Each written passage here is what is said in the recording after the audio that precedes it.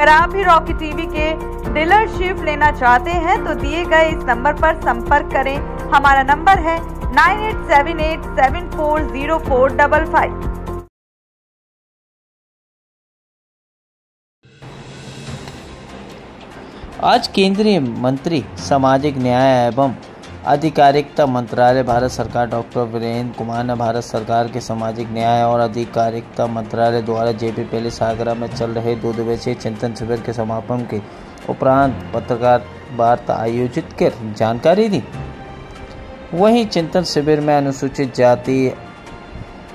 अनुसूचित जनजाति हेतु संचालित विभिन्न प्रकार की छात्रवृत्तियों, दिव्यांगों की छात्रवृत्तियों, उनके सशक्तिकरण, रोजगार आदि पर भी विचार विमर्श किया गया।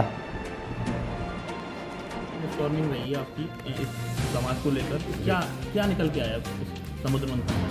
आगरा में 2 दिन का चिंतन शिविर रहा प्रधानमंत्री मोदी जी के निर्देशन पे, और यहाँ पे व्यापक चर्चा हुई कि सामाजिक न्याय की यात्रा को आगे बढ़ाने के लिए जो योजनाएं चल रही हैं उनको कैसे अच्छा किया जाए और कौन सी नई योजनाएं, कौन सी नई नीतियां लाई जाए, इसके ऊपर व्यापक चर्चा हुई।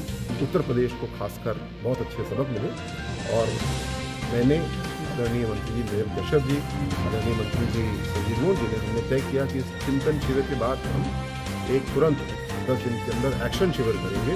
जो हमने सबक लिए उस पर हम कार्रवाई करेंगे। 2 उदाहरण देना चाहूँगा। स्कॉलरशिप के मामले में केंद्र सरकार ने जो आकलन किया उसमें उत्तर प्रदेश की परफॉर्मेंस अच्छी है, लेकिन हम उससे संतुष्ट नहीं हैं, उसको और अच्छा करना चाहते हैं।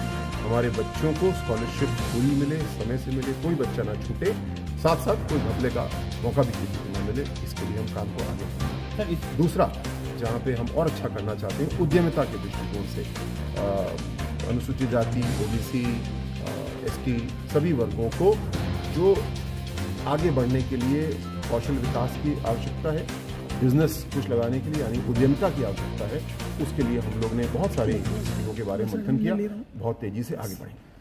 सर, ये इसकी वजह, ये चिंतन शिविर उत्तर प्रदेश आगरा में की वजह क्या है? क्या ये जो लोकसभा चुनाव में जो आपको अपेक्षित परिणाम नहीं मिले हैं, वोट बैंक इसका खासकर SC, ST, OBC समुदाय का, तो क्या लगता है कि इस नज़रिए से भी इसको देखा जाए?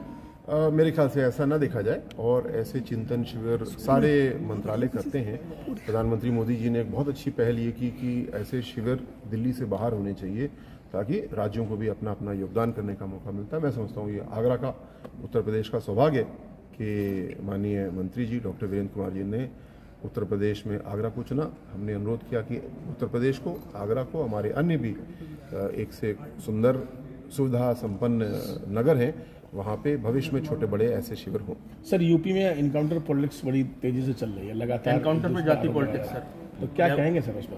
देखिए, जो घटना अभी हाल की है जिस पे चर्चा हो रही है, ये अखिलेश यादव जी समाजवादी पार्टी ने पुनः अपना चरित्र एक बार स्पष्ट कर दिया। अपराधी अपराधी है, लेकिन कानून का राज सबके लिए बराबर होना चाहिए। इनकी नीति हमेशा से रही है, लड़के हैं गलती हो जाती है, और योगी जी की नीति है जिसकी जो गलती है उसको सजा मिलेगी।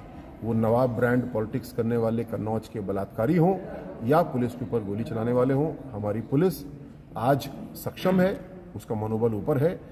अगर पुलिस के ऊपर कोई गोली चलाएगा तो पुलिस को ये अधिकार है, उसका दायित्व भी है कि आत्मरक्षा के लिए या दूसरों की रक्षा के लिए गोली चलाए। इस केस में भी यही हुआ। जो उसकी प्रक्रिया है, मजिस्ट्रियल जांच आदि वो सब की जा रही है, इसमें कोई राजनीति नहीं होना चाहिए, न जाति के आधार पे, न किसी आधार पे। ये कानून का राज है, और इसी नीति पे चलते हुए आज योगी जी ने उत्तर प्रदेश को एक अच्छी कानून व्यवस्था दी है। उसको न हम लोग बिगड़ने देंगे, न उत्तर प्रदेश की जनता चाहती है कि वो जरा सा भी बिगड़े। संविधान में 400 पन्ने होते हैं, आपके 400 आप लोग जाएंगे, एक एक पन्ना फाड़ेंगे तो बोले संविधान खत्म हो जाएगा। तो ये राजनीतिक लाभ लेने की दृष्टि से जिस तरह के ब्यूमर उड़ाए जाते हैं, ये वास्तव में इस देश के लिए बहुत दुर्भाग्यपूर्ण है, और समाज ने इस बारे में जागरूक होकर आगे आना पड़ेगा और इस तरह के तत्वों का मुंहजोड़ जवाब देना पड़ेगा। मंत्री राहुल गांधी ने आज बोला है अमेरिका में कि इंडिया में जो लोकसभा के चुनाव हुए थे, नहीं चूंकि मामला सुनिए पूरा नेशनल पॉलिटिक्स का है, सुन तो लीजिए मंत्री, नेशनल पॉलिटिक्स का मामला। राहुल गांधी ये बोले हैं, एक बार अध्यक्ष राहुल गांधी जी बोले हैं कि चुनाव जो है निष्पक्ष नहीं था, कंट्रोल में नहीं था चुनाव। उस योजना है, उन योजनाओं को हम लोग कैसे इम्प्लीमेंट करेंगे अपने स्टेट्स में? योजनाएं, केंद्र की योजनाएं राज्य सरकारों के समन्वित उससे ही आगे बढ़ती हैं और उन योजनाओं के बारे में माननीय अधिकारीगणों ने राज्य के और माननीय मंत्रियों ने उन योजनाओं के क्रियान्वयन के संबंध में उनको अगर कोई जानकारी नहीं तो उस जानकारी को पूछा, उनको और क्या क्या मतलब योजना का लाभ जो नहीं पहुंचा है वो लाभ कैसे मिलेगा इसके बारे में ही पूछा। तो इससे बहुत ये चिंतन शिविर आने वाले समय में केवल अकेले उत्तर प्रदेश के राज्य के लिए नहीं बल्कि देश के सभी राज्यों के लिए एक बहुत उपयोगी शिविर साबित होने वाला। मंत्री जी, 2 दिन तक आपने चिंतन मनन किया, तमाम सवाल बिंदु आए होंगे, उसका जो मुख्य आधार निकला होगा उस पर कब तक क्रियान्वयन करने की सोच रहे हैं? कंक्लूजन क्या निकला आगे?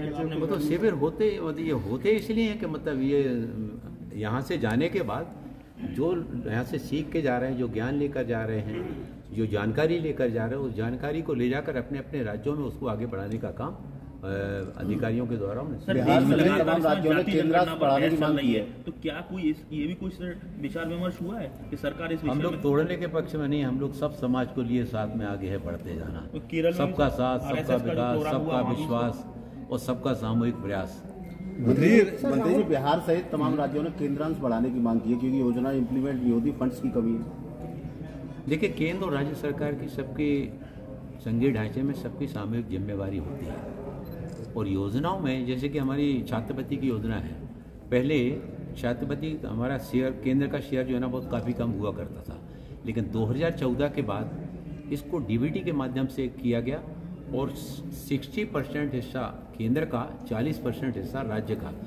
40% हिस्सा राज्य सरकार ने जैसे ही डालेंगी वहाँ से हम केंद्र से बटन दबाएंगे और 1 सेकंड में वो डीबीटी के माध्यम से विद्यार्थियों के खाते में सीधा पहुँच जाएगा। जो पहले अनियमितताएं होती थी वो सारी अनियमितताएं खत्म हो गई और अब स्टूडेंट्स के खाते में वो पैसा सीधा जाने लगा। किसी भी योजना की बात हो जो इसमें राज्यों की सहभागिता उसमें आवश्यक होती है। सर, केंद्रांश बढ़ाने की मांग की तो सभी राहुल गांधी ये 2 दिन की चिंतन शिविर में सर इस बात पर भी चर्चा हुई जो SC ST रिजर्वेशन का जो वर्गीकरण का सुप्रीम कोर्ट ने सुझाव दिए हैं सर, अनुशंसा की है, तो क्या ये भी इस पर सरकार का क्या स्टैंड है?